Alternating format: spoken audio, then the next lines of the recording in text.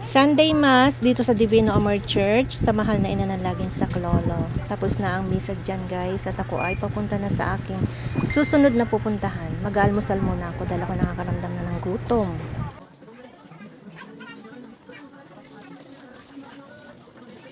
Naging routine ko na rin ang dumaan muna dito para makapag hot choco.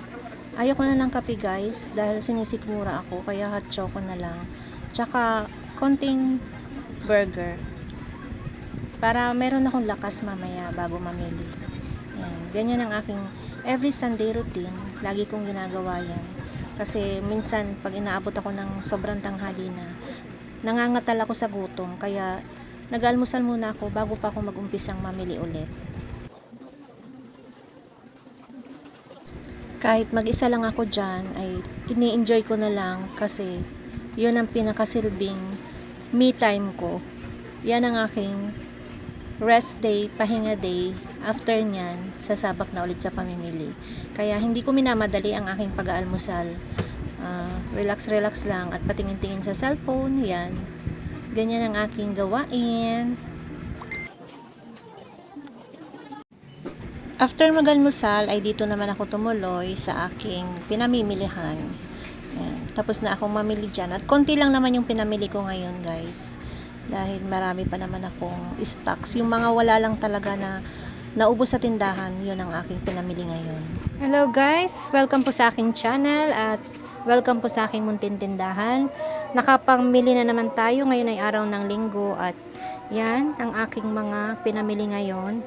Napagbubuksan ko na kasi may hinanap akong Milo. Ito tinapay, isang box ng tinapay. At yan lahat guys, ang aking napamili. Umpisan ko na siyang ayusin ngayon guys.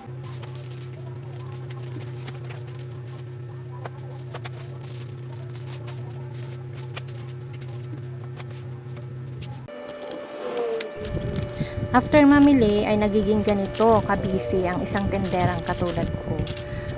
Display dito, display doon, pricing dito, pricing doon. Yan, ganyan na nagiging status ng isang tenderang vlogger. Sinamahan pa ng YT. Yan, di lalong naging busy. Minsan kahit ligo hindi na makaligo. Dahil pagkatapos mag-display ay pag-i-edit naman ang inaatupag. Yan. Nakaka-relate din ba ang mga tinderang vlogger na katulad ko? Ligo pa'y wala na. Mabalik nga pala tayo sa ating mga chichirya. Alam nyo guys, dito sa Irene Store, chichirya is life. Kaya pag mamili ako ng mga chichirya, talagang napakarami. Dahil isang araw na hindi ako makapaglagay o makapag-display ay bungi-bungi na agad. Sa umaga ay pupunuin ko yan ng display, sa hapon ay bungi-bungi na. Kaya ako dinadamihan ng chichirya para meron akong pang-refill, meron akong stocks. Magre-refill na lang ako pag nag-itsurang bungi-bungi na ang aking chichirya section.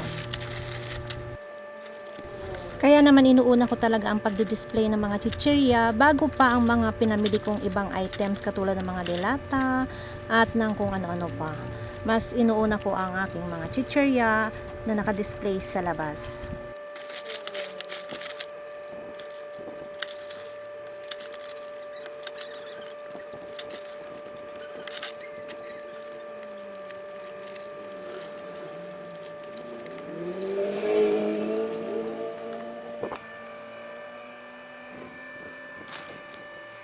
Fast forward, ngayon ay araw na ng Lunes at hindi ko pa rin natapos yung aking displayhin. Yung kahon-kahon na lang, yung aking mga chichirya ay ngayong umaga ko tinuloy. At yung ibang pinamili ko sa Southern. Nagpa-deliver ako sa aking ahente ng mga asukal na dalhan ako kasi naubusan na pala ako, hindi ako nakabili sa Lipa kahapon. Kaya dinalhan niya ako ngayon. Nag-order ako ng 5 kilong 1/4 at 3 kilong tig half kilo na pula. Ang 1 kilo ay nagkakahalaga ng 72 pesos. Yan. Dinala naman niya agad ngayong umaga. Dahil ngayon ay Monday, nagluto ako ng munggo. Naiba na guys, hindi na Friday munggo.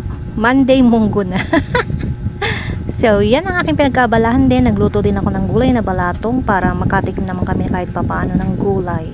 So, hanggang dito na lang guys. Bye everyone!